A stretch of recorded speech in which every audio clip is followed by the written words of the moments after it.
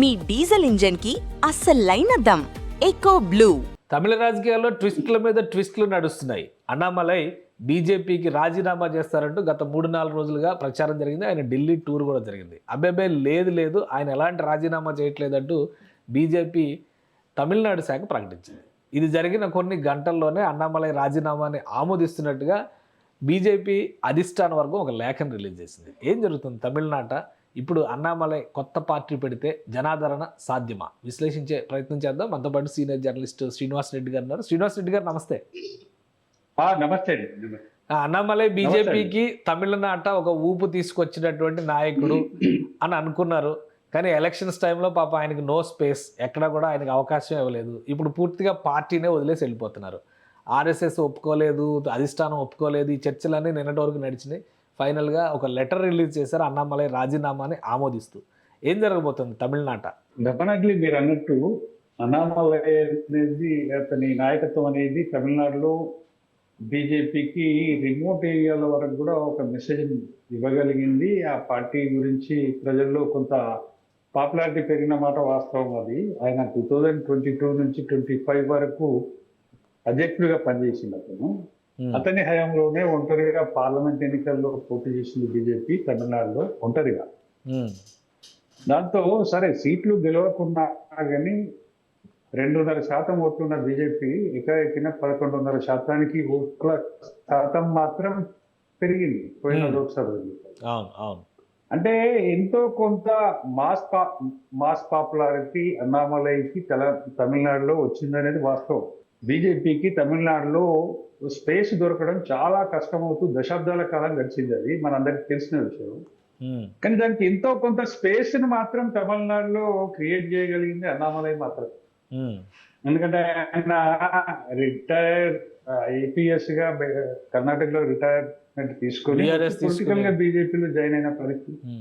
అవును, ఇట్లా జాయిన్ అవ్వడం, ఇంకొకటి క్లీన్ ఇమేజ్ ఉండడం, యంగ్స్టర్ కావడం, మూడవది డేర్గా అన్ని విషయాలను మాట్లాడడం, అదంతా ప్రజలకు చాలా మేరకు ఆయన పొలిటికల్ క్వాలిటీస్ తమిళనాడు ప్రజల్లో బాగా నచ్చినాయని చెప్పాలి మనం. కానీ అంత ఆదరణ ఉన్న వ్యక్తిని కరెక్ట్గా ఎలక్షన్స్ టైంలో పక్కన పెట్టేయడం, అన్నాడీఎంకే ఒత్తిడానికి కానీ వేరే రీజన్స్ ఏదైనా కావచ్చు, అసలు పూర్తిగా స్పేస్ లేకుండా చేశారు. ఇది కూడా అన్యాయమే కదా. అన్నాడీఎంకే కంటే కూడా ఇప్పుడు బీజేపీనే వెళ్ళడనే ఫీలింగ్ తమిళనాడులో అనుకుంటున్నట్టుగా ఉంది సమాచారం. ఇప్పుడు మనం నాట్ ఓన్లీ తమిళనాడు, దేశవ్యాప్తంగా బీజేపీ సానుభూతి పరులు, అభిమానులు, కార్యకర్తలు ఎవరున్నా ఇప్పుడు అన్నామలై రాజీనామా మీద అన్నామలై పట్ల చాలా సింపథెటిక్ గా మనకు ఒక వేవ్ కనపడుతుంది బీజేపీలో, విత్ ఇన్ ది బీజేపీలో, ఇంకెక్కడో కాదు. అలాగే ప్రజల్లో కూడా కనపడుతుంది. ఎందుకంటే ఇంత క్లీన్ ఇమేజ్ ఉన్న పొలిటీషియన్ ను ఎందుకు దూరం పెట్టింది బీజేపీ ఇంతకాలం? 25 నుంచి అతని అధ్యక్ష పదవి నుంచి తొలగించేందు, ఎవరి కోసం తొలగించదు? అయితే ఒక్కటి, ఇక్కడ బీజేపీ అనేది ఒక జాతీయ పార్టీయే, కాదని అంటలేము. కాకపోతే జాతీయ నాయకత్వ నిర్ణయాల మేరకే నడుచుకోవాలని ఉంటది, అది మనం కాదనలేము. కానీ ఒకటి సిమిలర్ గా ఇంకో విషయాన్ని మనం ఇక్కడ గమనించాల్సింది ఏంటంటే, ఒక సక్సెస్ఫుల్ లీడర్ స్టేట్ లెవెల్లో, ఒక రాష్ట్ర స్థాయి నాయకుడు సక్సెస్ఫుల్ లెవెల్లో పోతున్నప్పుడు అతన్ని బ్రేక్ చేయడం అనేది ప్రజలకు తప్పుగా కనపడదు బీజేపీ జాతీయ నాయకత్వం. ఎందుకంటే అతని సజెషన్ ఏంటంటే, వాస్తవంగా మనం ఒంటరిగా పోదాము ఎలక్షన్స్ కు, అసెంబ్లీలో పార్లమెంట్ లో పోయినట్టుగానే అసెంబ్లీలో కూడా పోదాము అనేది అతని సజెషన్. రెండవది, క్యాండిడేట్లను కూడా 6 నెలల బిఫోరే మనం ప్రకటిద్దాం అనేది ఓన్ డిసిషన్ తీసుకున్నాడు అన్నామలై. దాంతో జాతీయ నాయకత్వం డిఫర్ అయ్యి వాళ్ళు ఏం చేసిరంటే, డిఎంకే ప్రభుత్వం మీద వ్యతిరేకత బాగా పెరిగి ఉన్నది కదా, అన్నా డిఎంకే గెలిచే అవకాశాలు ఉన్నాయి కదా, అన్నా డిఎంకే తోటి మనం అలయన్స్ పోదామని ఒక లైన్ లో వాళ్ళు, పళనిస్వామి ఎవరైతే ఉన్నారో అన్నా డిఎంకే అధ్యక్షుడు, అతన్ని కూడా ఒక కండిషన్ ఏంటంటే అన్నామలైని తొలగిస్తేనే మీతో అలయన్స్ చేస్తాము అనేది ఉన్నట్టుంది. పళనిస్వామి మాటను పట్టుకుని అన్నామలైని అధ్యక్ష పదవి నుంచి తొలగించినట్టుగా మనకు కొన్ని విషయాలు చెప్తున్నాయి, అవగాహన.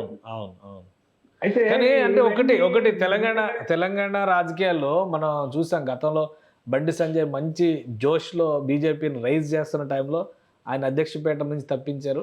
బట్ అప్పుడు బహుశా కొంత కలిసి వచ్చింది. అంటే కలిసి వచ్చినా కానీ కలిసి వచ్చింది అంటానికి కూడా అవకాశం లేదు. ఎందుకంటే సింగిల్‌గానే ఇక్కడ పోటీ చేసింది బీజేపీ. జనసేనతో కొద్దిగా పొత్తున్నా గానీ దాని ఎఫెక్ట్ పెద్దగా కనబడలేదు. కానీ తమిళనాడులో అసలు ఓన్లీ బీజేపీ ఫేస్ అంటేనే అన్నామలై అనేటువంటి అభిప్రాయం ఉంది. అలాంటిది అధిష్టానంలో ఎంత పార్టీలో సింపతి ఉన్నా గానీ అధిష్టానం పెద్దలు ఎవరు వారించడం కానీ ఏది జరగకపోవడం, ఏదో ఒక మ్యాజిక్ జరుగుతుంది, ఆర్ఎస్ఎస్ పెద్దలు ఒప్పుకోలేదని కూడా ప్రచారం జరిగింది. ఫైనల్గా ఆయన రిలీవ్ చేసి ఎందుకు అధిష్టానం ఎంత సీరియస్ అంటే వాళ్ళు జాతీయ నాయకత్వం అన్నాడీఎంకే పాపులారిటీ మీద బాగా అత్యాశ పడిందని చెప్పాలి. బాగా అత్యాశ పడ్డది. అన్నామలై కంటే మించి అత్యాశ పడే అన్నామలైని కాదని అన్నాడీఎంకే తోటి పొత్తు చేసినట్టుగా మనకు కనపడుతుంది. అందుకు సాక్రిఫై చేసింది అన్నామలైని. ఒక రకంగా చెప్పాలంటే అసెంబ్లీ ఎన్నికల్లో అన్నామలైని సాక్రిఫై చేసి అన్నాడీఎంకే తోటి అలైన్ చేస్తే ఏం జరిగింది రిజల్ట్ మనం చూసినాం. బీజేపీకి ఇచ్చిందే అతను 27 సీట్లు అయితే గెలిచింది ఒకటే సీట్. అంటే దాన్ని బట్టి ఇప్పుడు అదే లోక్సభ ఎన్నికల్లో అన్నామలై నాయకత్వంలో 11.5% ఓట్లు వచ్చిన బీజేపీ అసెంబ్లీ ఎన్నికలు వచ్చేసరికల్లా మళ్ళీ అదే 2.5 కాడికి వచ్చేసింది. అంటే ఎంత డ్రాబ్యాక్ అయిందో మనం గమనించాలి. రెండోది ఇంట్రెస్టింగ్ పాయింట్ ఏంటి ఇక్కడ అంటే విజయ్ పార్టీ టీవీకేను ప్రజలు ఆదరించడం వల్ల బాగా డ్రాబ్యాక్ అన్నాడీఎంకే కాదు బీజేపీ కూడా జరిగింది. ఎందుకంటే అన్నామలైని జరిపిన తర్వాత అన్నామలై సింపథైజర్ ఓటర్ కూడా టీవీకే విజయ్ పార్టీకే ఓటేసిందండి. ఎందుకనంటే ఇక్కడ లీడర్షిప్ కనపడలేదు. ఒక సక్సెస్ఫుల్ లీడర్ గా అన్నామలై తమిళ ప్రజలకి ఏదైతే కనపడ్డాడో అప్పటి వరకు అతను లేకుండా పోయేసరికి ఆల్టర్నేట్ గా విజయ్ ని చూజ్ చేసుకున్నారు. ఈవెన్ బీజేపీ సింపథైజర్ ఓటర్ కూడా. అందుకనే మనకి ఎంటైర్లీ డిఫరెంట్ రిజల్ట్ అనేది మనకు క్లారిటీగా కనపడుతుంది. రెండో పాయింట్ ఎందుకంటే తమిళనాడు రాజకీయాల్లో ద్రవిడ రాజకీయాలను బ్రేక్ చేసింది ఎవరంటే Vijay. No doubt. Break down చేయడానికే అన్నామలై వచ్చిండు అసలు వాస్తవానికి. ఈ ద్రవిడ రాజకీయాలను కాకుండా రియల్ లైఫ్ లో రియల్ గా ఎదగాలని న్యూ జనరేషన్ లో వచ్చిన ఆలోచనకు అన్నామలై దూరం అయినప్పుడు అల్టిమేట్ గా నీకు విజయ్ కనపడు. అటువంటి అది బాగా విజయ్ పార్టీకి కూడా బాగా అడ్వాంటేజ్ అయిందని చెప్పాలి. అంతా కాకుండా ఎంతో కొంత విజయ్ పార్టీకి అది అడ్వాంటేజ్ తీసుకొచ్చిన మాట వాస్తవం. మూడో పాయింట్ ఇక్కడ మనం గమనించాల్సింది ఏంటంటే ఈ జాతీయ నాయకత్వాలతోటి జాతీయ పార్టీల్లో ఉండే ఇబ్బంది ఏంటంటే సరే చాలా వరకు జాతీయ నాయకత్వం ఆదేశాలను కాదనకుంటే ఎవరేం చేయరు, అది వాస్తవం మనకు తెలుసు. కానీ కొన్ని సందర్భాల్లో వాటిని పక్కకు పెట్టి స్థానిక రాష్ట్ర స్థాయి నాయకత్వానికి కొంత స్వేచ్ఛ ఇవ్వాలి. ఇప్పుడు జస్ట్ లైక్ తమిళనాడు ఉందండి. తమిళనాడులో బీజేపీ హిందుత్వ ఆ రాజకీయాలు సక్సెస్ రానప్పుడు లోకల్ లీడర్ కు ఫ్రీ హ్యాండ్ ఇస్తే ఎంతో కొంత మెరుగైన రిజల్ట్ వస్తుంది, అందులో డౌట్ లేదు. ఇప్పుడు అన్నామలై లాంటి ఒక న్యూ ఫేస్ పొలిటికల్ గా ఎంటర్ అయినప్పుడు తమిళనాడులో ద్రవిడ రాజకీయాలకు అతీతంగా ఒక జాతీయవాదంతో హిందుత్వ జాతీయవాదం అనండి లేదంటే జాతీయవాదం అనండి ఒక కొత్త జనరేషన్ లోకి చొప్పించగలిగినోడు అన్నామలై. అతన్ని దాంతో స్పేస్ రాత్రికి రాత్రి రాకపోయినా గ్రాడ్యువల్ గా ఇంప్రూవ్ అయ్యే అవకాశాలు ఉండే. కానీ ఇప్పుడు అన్నామలై ప్రస్థానం ఎటువైపు మీరు అన్నట్టుగా ఇప్పుడు టీవీకేతో కలిసేటువంటి అవకాశాలు ఎవరు ఉన్నాయా? టీవీకేలో కూడా ఆయనకి స్పేస్ ఉంటుందా లేదా కొత్త పార్టీ పెడితే ఎలక్షన్స్ మొన్న అయినాయి, కొత్త పార్టీ పెడితే అవకాశం ఉందా? ఒకటి ఉంది. ఎందుకనంటే ఇప్పుడు డిఎంకే అన్నాడీఎంకే కాంటెస్ట్ కాదండి ఇప్పుడు తమిళ రాజకీయాల్లో. టీవీకే వర్సెస్ ఇంకో కొత్త పార్టీ అవుతుంది కానీ ద్రవిడ పార్టీలు కాలేవు ఇప్పుడు. ద్రవిడ పార్టీలు బలంగానే ఉన్నాయి కదా, డిఎంకే ఇప్పుడు బలంగానే ఉంది కదా.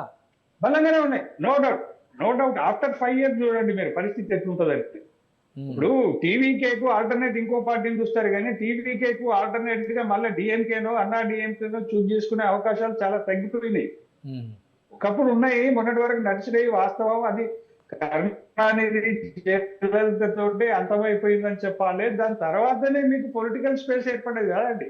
ఇప్పుడు జయలలిత చనిపోయిన తర్వాత కరుణానిధి చనిపోయిన తర్వాత స్టాలిన్ 1 time సీఎం కాగలిగింది కానీ స్టాలిన్ జస్ట్ లైక్ కరుణానిధి లాగా మా స్పేస్ కాదు ఇప్పటికి కూడా. అందుకనే నీకు పొలిటికల్ స్పేస్ ఏర్పడే కొత్త పార్టీ అధికారంలోకి వచ్చింది. మీరు ఈ విషయాన్ని గమనించాలి. రెండోది ఏంటంటే ఇప్పుడున్న తమిళనాడు కొత్త జనరేషన్ లో ఎడ్యుకేషన్ ఎంప్లాయ్మెంట్ కోసం చూస్తున్నారు వాళ్ళు. హిందీ వద్దు, ఫలానా వద్దు అన్న దాంతో వాళ్ళ బతుకులు ఆగమవుతున్నాయి. వాస్తవం అది. అది యాంటీ హిందీ అనే ఒక పొలిటికల్ లైన్ ఏదైతే ఉండేనో దాని కాలం చెల్లిపోతుంది రోజు రోజుకు. ఎందుకంటే జనరేషన్స్ కొత్తగా వస్తున్నాయి, వాళ్ళ అవకాశాలు తగ్గిపోతున్న పరిస్థితి దేశవ్యాప్తంగా అంతర్జాతీయంగా జరిగిపోతున్నప్పుడు వాళ్ళు ఖచ్చితంగా వాటిని ఎజెండా తీసుకొని ఓటేసే పరిస్థితులు లేకుండా పోతున్నాయి. ఎందుకంటే కొత్త జనరేషన్ కొత్త పార్టీ పెడతారంటారా? మారిందండి. పార్టీ పెడతారంటారా? కొన్ని పేర్లు కూడా వినిపిస్తున్నాయి, ఏదో తమిళగా మక్కల్ కచ్చి అని చెప్పని, తమిళగా మక్కల్ కలగబని, ఇట్లా పేర్లు కూడా వినిపిస్తున్నాయి. పార్టీ పెట్టే అవకాశం ఉందంటారా అన్నమలై? దీనికంటే బిఫోర్ ఇంకొక ఒక పాయింట్ ఉంది. ఇంట్రెస్టింగ్ పాయింట్ ఏంటంటే మోడీ, అమిత్ షా గాని వీళ్ళు ఎంతసేపు తమ పేరు పైనే, మోడీ పేరు పైనే ఎవ్రీ కార్నర్లో ఓటు పడాలి, ఇంకో నాయకుడి పేరుతో మాకు ఓటు అవసరం ఏముంది అనే ఒక స్టైల్ ఏదైతే ఉందో మోడీ, అమిత్ షాది, దాన్ని అన్నామలై బ్రేక్ చేశాడని చెప్పాలి. వాళ్ళకు ఉండాలి కాస్త. మీరు ఇంతకుముందు చెప్పారు తెలంగాణ విషయం.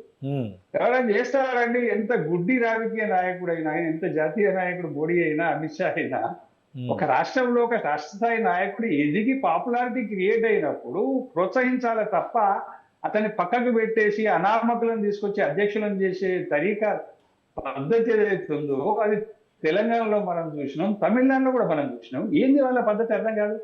It is break for Modi, it is not. ఇప్పుడు ఏదో మనం ఇంకో కొత్తగా చెప్పాల్సిన విషయం ఏం లేదు. ఇప్పుడు అన్నామలై ఒక ఎగ్జాంపుల్ బీజేపీ రాజకీయాలు. కొన్ని రాష్ట్రాల్లో వాస్తవం ఇక్కడ మనం ఒక విషయం గమనించాలి. ఉత్తర భారతంలో సర్పంచ్ ఎన్నికల నుంచి పార్లమెంట్ ఎన్నికల దాకా మోడీ పేరు మీదనే ఓటేస్తారు, నో డౌట్. దక్షిణానికి వచ్చేసరికల్లా జస్ట్ లైక్ తమిళనాడు కావచ్చు, తెలంగాణ కావచ్చు, పార్లమెంట్ ఎన్నికలకు ఓకే మోడీ పేరు మీద ఓటేసే పరిస్థితులు ఉంటాయి. కానీ అదే అసెంబ్లీ ఎన్నికలు వచ్చేసరికల్లా ఇక్కడ ప్రాంతీయ పార్టీలు ఉంటాయి. ఒక స్టాలిన్ ఉంటాడు, ఒక పళనిస్వామి ఉంటాడు, ఒక కేసీఆర్ ఉంటాడు, ఒక రేవంత్ ఉంటాడు. వీళ్ళ మధ్యన మీ పార్టీకి సంబంధించిన బలమైన రాష్ట్ర స్థాయి నాయకులు లేనప్పుడు మీకు ఎందుకు ఓటేస్తారండి? కామన్ సెన్స్ ఉండాలి కదా. అటువంటి స్పేస్ లో అన్నామలై ఉన్న అతన్ని మీరు పక్కకు జరిపి అలయన్స్ పోతే ఏం గతి పట్టిందో మనం చూసినాం. ఇది ఒక గుణపాఠం కావాలి బీజేపీ అధినాయకత్వానికి. ఖచ్చితంగా ఇది ఒక గుణపాఠం అవుతుందని నేను అనుకుంటున్నా. రెండోది, అన్నామలైకి పొలిటికల్ స్పేస్ డెఫినెట్లీ ఉంటుంది రాబోయే 5 years కాలం. ఎందుకంటే టీవీకే ప్రభుత్వం రన్ అవుతుంది, అది సక్సెస్ఫుల్ గా రన్ కావచ్చు. అయినా కూడా అపోజిషన్ స్పేస్ అనేది ప్రతి రాష్ట్రంలో ఎప్పుడూ ఉంటది. కాబట్టి ద్రవిడ రాజకీయాలు ఫెయిల్ అవుతున్నప్పుడు డిఎంకే, అన్నా డిఎంకే కాంటెస్ట్ కాకుండా మూడవ పార్టీకి అక్కడ స్పేస్ ఉంటది. ఆ స్పేస్ లో అన్నామలై ఎదిగే అవకాశాలు ఖచ్చితంగా ఉంటాయనే చెప్పాలి, ఉండవు అని మాత్రం అనుకునే అవకాశం లేదు. రైట్. థ్యాంక్ యూ సార్ విశ్లేషణ అందించినందుకు. ఇది అన్నామలై రాజీనామాని ఎట్టకేలకు బీజేపీ అధిష్టానం ఆమోదించింది. ఈ నేపథ్యంలో కొత్త పార్టీ దిశగా అడుగులు వేయడానికి ఎక్కువ ఆస్కారం ఉంది. టీవీకే అధికారంలో ఉన్నప్పటికీ కూడా విపక్షాలు చెల్లాచెదరయ్యే అవకాశం ఈ 5 ఏళ్లలో ఉంటాయి గ్యారంటీగా. అన్నామలై లాంటి లీడర్ని వదులుకోవడం బీజేపీకి ఒక గుణపాఠం అవుతుందని శ్రీనివాసరెడ్డి గారు విశ్లేషిస్తున్నారు. ఇది స్పెషల్ డిస్కషన్. Keep watching.